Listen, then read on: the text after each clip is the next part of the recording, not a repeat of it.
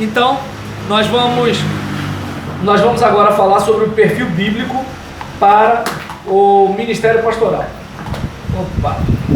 Vamos lá. Oi? Ao vivo é assim mesmo. E aí, nesse caso, em relação ao perfil bíblico, de acordo com 1 Timóteo, capítulo 3, de 1 a 7, o bispo precisa ser irrepreensível. E aí, voltando àquela questão, né, que assim, no nosso contexto, eu estava falando, né, com elas aqui antes de você, que no contexto deles, enquanto metodistas, tem bispo, presbítero e pastor. No seu contexto como assembleia, tem pastor e tem presbítero. No meu contexto, pastor, bispo e presbítero fundem numa coisa só, né? Então, no caso aqui, a gente está falando de ministério pastoral, mas a nomenclatura está bispo, certo?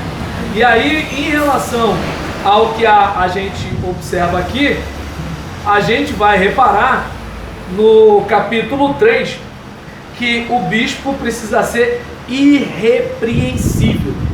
E aí, o que seria esse irrepreensível? Bem, vamos lá. O apóstolo Paulo, quando escreveu a Timóteo, fez questão de alistar as qualidades essenciais ao ministro de Deus. Bem, de acordo com 1 Timóteo, capítulo 3, versículo de 1 a 7, a gente vai observar que o bispo precisa ser irrepreensível. E o que seria esse irrepreensível? Aqui, pelo que a gente observa, seria algo como sem mancha. E ele até explica, né? O Kemuel, ele explica aqui. Conforme o apóstolo Paulo, o pastor deve ser um homem digno e acima de qualquer acusação. Eu, pelo menos, ouvi uma expressão que eu guardo até hoje. O pastor precisa ser como uma frigideira sem cabo.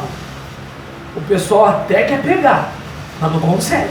Entendeu? Então, ou seja, você tem que se esforçar de todas as formas para amordaçar o povo, né? Então, é importante, assim, o povo que eu falo, é o povo ruim mesmo, né? Aquele povo que quer te pegar, né? No caso, ele fez isso, fez aquilo outro, tá bom. A humanidade da pessoa que é humana. O negócio do Papa, tu viu? Os outros focalizam o Papa como um Deus. Isso, E o que aconteceu? Quando ele deu um tapa na mão da moça? E aí eu costumo dizer o seguinte: meu Deus do céu, o homem é idoso, a dona deu um puxão, qual é a reação que você tem? Eu não julgo o Papa de ter aquele ataque de pelanca, não julgo não, pelo amor de Deus, imagina na idade que você tá e o povo puxando para... Pô, o cara não é o Justin Bieber não, gente, é o Papa. Entende? E assim, as pessoas, infelizmente, elas não consideram a nossa humanidade. Mas o que eu estou falando aqui não é nem disso. É de coisas como, às vezes, calúnia ou difamação. Porque tem gente que, infelizmente, quer desqualificar você. E você tem que fazer de tudo para você não dar margem para isso. É aquele caso, você errou? Errou. Você falhou? Falhou. Mas vamos fazer de tudo para não errar? Vamos fazer de tudo para não falhar? E quando alguém falar que você fez, tá bom, qual é a prova? No meu caso, eu tenho uma vantagem. Como eu gravo o que eu prego, o pastor falou isso. Então tá bom, tá aqui o vídeo. Mostra para mim em qual tempo. Aí a gente vê e a gente conversa. Mas tem gente que, infelizmente, ouve o que você não falou e diz para os outros que você não falou. Sim. Só fala depressa que vai dar 9 horas. O pastor Sérgio André estava no rádio, que tem um programa de noite, bem tarde da noite. Aí ele estava falando que ele estava desistindo, ele ia parar de ser pastor, porque ele falou assim: nós somos pastor de ovelha. A ovelha, mas também se tiver um cabrito, a gente dá um jeito e tenta. Se tiver um bode, a gente ainda tenta, mas serpente. Gente, essa eu nunca escutei. Mas serpente gente, não dá, não. Ovelha e bode eu já escutei, agora serpente eu nunca vi, não. Mas serpente na igreja tem serpente. Meu Deus do céu. Então, aí o que acontece? A tendência da gente é o quê? Senhor, me livra dessas pessoas. Não, é você que tem que se preparar. Por quê? Porque mesmo que existam pessoas más na igreja, você está lá justamente para ajudá-las a mudar. Agora, se você é daqueles que só quer gente boa na igreja, então nem você podia estar lá. Ué, vamos e vemos. Ou você acha que porque você é pastor, você passou por uma porta mágica e você não faz mais nada de ruim? Ou você acha que você, porque é pastor, nunca feriu ninguém, nunca ofendeu ninguém, nunca entristeceu ninguém, nunca fez nada? Então, assim como os outros fazem, você também faz. Então você tem que se esforçar o máximo possível para ser uma frigideira sem cabo, né?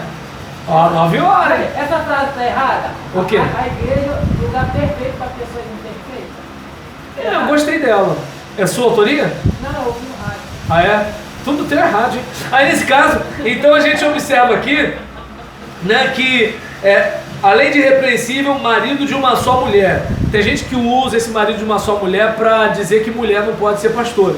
E aí nesse caso aqui, tem gente que interpreta isso, tem gente que interpreta que o pastor não pode ser polígamo, ou seja, ter mais de uma esposa, não pode ser bígamo, ter pelo menos 2, né? E alguns dizem que não pode ter a esposa e uma concubina, outros dizem que ele não pode ser nem divorciado, que não é o que o Kemuel está dizendo aqui, mas são interpretações que existem. E aí nesse caso, a recomendação é que ele tenha um casamento sólido. Aí, é claro, pelo amor de Deus, eu não sei se dá para vocês entenderem, eu entendo o pastor que se divorcia, claro que entendo, eu entendo toda essa situação. O que pelo menos eu observo aqui é que pelo menos, claro, vai ter gente que vai rejeitar totalmente o pastor divorciado, não é o meu caso, mas por exemplo, eu entendo que eu tenho que me esforçar para ficar casado com a Gisélia até a morte, sem pedir que Deus a mate e sem querer botar veneno na comida dela. Ou seja, até que a morte nos separe, mas esperar a morte chegar, entendeu? Porque tem gente que quer até que a morte separe, mas tá doido para a pessoa morrer. Não é o caso. Se fizer isso, também não está valendo. Então a recomendação é que você seja uma pessoa estável. Porque se você não consegue aturar a mulher que vive com você, como é que você vai aturar o povo? Porque com todo defeito da sua esposa, é alguém que pelo menos assim, tá ali do outro lado. O pessoal fala mal da mulher de Jó, mas ela estava com Jó, mesmo com aquelas perebas ali. E diz a Bíblia que lá na frente, quando Deus tirou Jó do cativeiro, Deus deu mais filhos para Jó. Ou seja, continuou com a mesma mulher e ainda tiveram filho. Porque eu acho que se teve mais filho e não botou outra mulher, deve ser a mesma, né? Pelo menos dedução minha. E nesse caso, observa bem, se você não caminha junto com o seu cônjuge, você vai caminhar com um estranho? Se você não caminha junto, perdão pela pergunta, quantos anos de casado? 26. Se você não caminha junto com o seu esposo, que tem 26 anos, como é que você vai caminhar com uma igreja que você começou a pastorear 3 anos atrás? Entende a importância de o seguinte, você precisa aprender a lidar com a igrejinha para poder lidar com o igrejão. E o próprio princípio dos jovens vão casar, né? Não é, porque é o seguinte, tem que ter aquela ideia de que assim, olha, eu fiz tudo que podia. E mesmo assim, ainda fica assim, será que tem mais alguma coisa que eu posso fazer? Entende? Então, perdão, eu demorei muito no marido de uma só mulher, né? Vigilante, ou seja, um cara ajuizado, ele está atento, ele está ligado.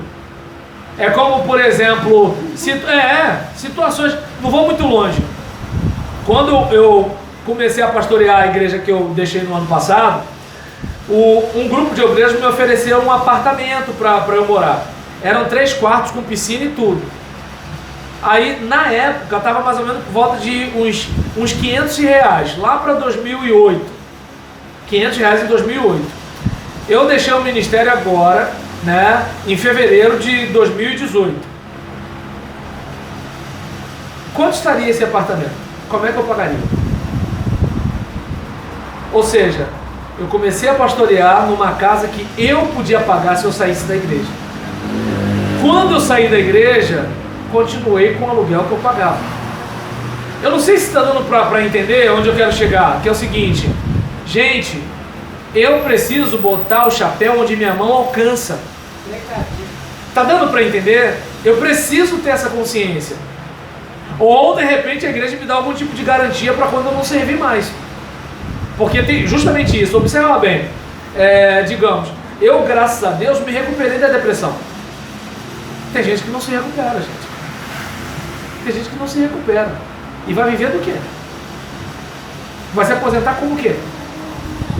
Porque até conseguir se encostar no INSS por depressão, tem gente que não consegue provar com hérnia de disco. Vai provar com depressão, meu Deus do céu? Tá dando pra entender? Imagina! Então você tem que ter, opa, eu tô ligado, eu tenho que estar ligado. Não é porque Deus me chamou que eu tenho que ser burro. Não, opa, mente de Cristo, Cristo é inteligente. E aí nesse caso, sóbrio, uma pessoa autocontrolada, é importante que o pastor saiba lidar com suas fraquezas. Cara, se você tem uma fraqueza, não dá mole ali. Não dá mole ali. Por exemplo, no Muay Thai, a gente faz muito abdominal, por quê? Por causa dos golpes, né, na região abdominal. Então você tem que ter uma parede na barriga, porque você vai tomar muito golpe aqui. Já que aqui você não tem proteção aqui. Suas vísceras estão expostas por um golpe. Então você tem que fazer o quê? Você tem que se proteger. Então se você tem um ponto fraco, você acha o quê? O diabo vai falar assim: ah, tadinha da Raíza, ela é muito frágil nessa área, ela não resiste a essa tentação aqui, então eu vou lutar com as regras, nunca vou tentá-la nisso. Mas, gente, pelo amor de Deus, não é assim. Então você tem que ser uma pessoa sóbria, autocontrolada, honesta. Falou que é, tem que ser. Não é, não é. É. Ou seja, você não pode ser todo legalzinho e depois botar as manguinhas de fora. E às vezes você, como pastor, pode ser tentado a fazer isso. Lembra da profissão? Digamos, eu e você estamos querendo uma vaguinha lá para ser pastor dela. Aí nisso o que acontece? Eu prego, demoro 1 hora pregando. Então o que eu faço? Vou pregar só 20 minutos. Entende? Aí você, Roberlão pregou 20 minutos, pregar 15. Né? Porque o povo vai, fica com vontade de quero mais, vamos ouvir de novo. Aí o que acontece? Passa 3, 4 meses, aí já começa 40 minutos, 1 hora, 1h30, 2 horas, até pregar e Eutico cair lá tá entendendo? E conhece a história do Eutico, né, gente? Paulo estava pregando, tinha um camarada que cochilou, caiu, né, de lá do andar de cima e morreu. Aí oraram e ele ressuscitou. Só que assim, será que a gente vai ressuscitar alguém que cochilar na mensagem? E aí nesse caso, hospitaleiro, né, no caso aqui, os líderes, eles acolhiam os missionários que vinham. Na terceira epístola de João, fala-se até de Gaio e de Diótrefes, né? E fala de Demétrio também, que haviam aqueles missionários que vinham, mas Diótrefes não queria receber os irmãos, e ainda expulsava da igreja os irmãos que recebiam. Então o líder precisa ser uma pessoa acolhedora, apta para ensinar. Se não sabe, se não tem didática, aprenda, faça curso, estude, dê seu jeito. Porque como é que você vai pegar verdades espirituais e passar para o povo se você não aprender a ensinar? Você tem que aprender. Ah, eu não levo jeito para isso. Aprende a levar. E nesse caso, né, não dado ao vinho, paróinos, né, vocês devem lembrar do Consolador como está Paráclitos, ou seja, aquele que está do lado. Se você ouvir, por exemplo, ministérios para-eclesiásticos, ou seja, que está ao lado, paralelo, está ao lado. Então, paróinos, aquele que está do lado do vinho. É como aquele cara que está ali naquela adega ou naquela taverna, debruçado ali na mesa e a garrafa está ali do lado dele. Então a recomendação é que o pastor ou o bispo, ele não seja aquele cara que fica assentado por muito tempo para provar o vinho. Ele não pode ser esse cara, né? Não espancador, ou seja, não pode ser violento. Às vezes o pastor, ele não é um cara que dá soco nos irmãos, mas ele é violento sim. E é bom a gente rever esse negócio. Não cobiçoso de torpe ganância. Não é errado você querer ganhar dinheiro. A ambição, ela não é pecado, a ganância é. Porque a ambição é o seguinte: eu quero ter uma casa melhor, eu quero ter um carro melhor, eu quero ter um tênis melhor. Qual é o problema disso? O problema é, eu faço qualquer coisa para ter a casa melhor. Eu adulo qualquer marmanjo para ter o não sei o que lá melhor. Eu faço qualquer negócio né, para poder ganhar esse salário mais alto. Não pode. Já é um sinal claro, né? E aí nisso, moderado, ou seja, uma pessoa paciente, gentil, até porque tem um pessoal mal criado na igreja. Se você for partir para a briga com cada crente mal criado, daqui a pouco, filho, o diabo vai pescar, porque ele não precisa nem fazer nada na igreja, você sozinho já prejudica a igreja. Ih, olha lá, Roberlan, estouradinho, deixa ele lá. Capetada, vamos ali pescar. A gente não precisa fazer nada não. Roberlan sozinho prejudica a igreja. Deixa ele lá. Entendeu? Então é importante, né, ser moderado, não ser contencioso. Ao homem de Deus não convém contender. Pastor não pode ser brigão. Se é para ficar entrando em briga, irmão, estou indo embora. Eu não estou aqui para brigar não. Vocês querem pastor ou vocês querem o Anderson Silva aqui dentro? Eu vim para pastorear, eu não vim para ficar brigando com vocês. Não quer me ouvir? Tô indo embora. Entendeu? Aí nesse caso, não avarento. Gente, pastor de mão fechada, o cara não abre a mão para dar tchau. Às vezes o pastor realmente não tem condições, mas agora às vezes tem, gente. Podia abençoar alguém, mas não abençoa. Só suga, só tira, nunca solta, nunca libera, né? E governante da própria casa. Lembra do que eu falei lá atrás? Não cuida da igrejinha, como é que vai cuidar do igrejão? Ele não consegue ter paciência, tudo bem que às vezes a mulher dele é uma mala, mas ele não consegue aturar a mulher, vai aturar a ovelha. Ele não consegue, por exemplo, ser paciente com o filho, vai ser paciente com o irmão da igreja. Ele não consegue ser firme com o filho, vai ser firme com o irmão da igreja que viu ele dar mole para o filho. Complica. Eu não estou dizendo que esse cara não é homem de Deus, eu estou dizendo que é o seguinte: se quer pastorear, começa a pastorear a sua casa. Eu confesso que eu ainda não sei pastorear a minha direita, mas estou tentando, entendeu? Estou tentando. O cordeirinho então é mais difícil, entendeu? Ainda mais quando está de pijama. Aí nesse caso aqui, não neófito, né? Ou seja, alguém que tenha maturidade de vivência cristã. Eu entendo que qualquer cara que queira ser pastor, ele tem que pelo menos participar de reunião de liderança e andar com o pastor pelo menos uns 6 meses ou 1 ano, para ver um pouquinho o que o pastor escuta, para ver o que o pastor passa, para ver qual é a rotina do pastor. Está na reunião de liderança para ver o que o pastor escuta, por que o pastor tomou aquela decisão que a igreja não entendeu. Quem é líder sabe. Aí a pessoa, mas o pastor não devia ter feito isso. Você que está lá sabe o que ele fez. E sabe que ele não falou nada para não expor o irmão fulano de tal. Mas a igreja acha que foi o pastor. Entendeu? Então é bom, quem quer ser pastor, cola com o pastor. Entende? E aí nisso, porque se o cara é neófito, o que vai acontecer? No primeiro aplauso ele já se enche. Quando vier a vaia, ele cai. Não está acostumado, não sabe o que é ser perseguido, não sabe o que é ser caluniado, né? Bom testemunho. Gente, às vezes o pastor é muito querido na igreja, mas o pessoal, gente, aquele pastor não dá bom dia, não dá boa tarde, não dá boa noite. Gente, bom dia, boa tarde, boa noite não é nem questão de Jesus, é de educação, né? Não dá um sorriso.